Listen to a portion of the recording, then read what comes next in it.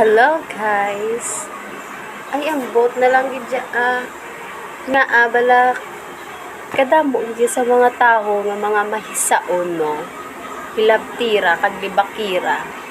Ay ang boat amo niyo isa lang man ba ko sa imo tiyay. Tiyay mantayi ang imo.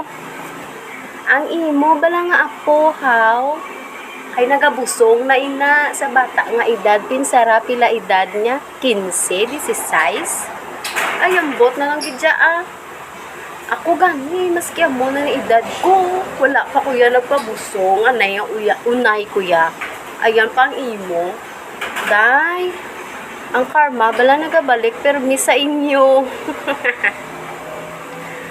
pasensyahan na lang ta ha more libak pati ay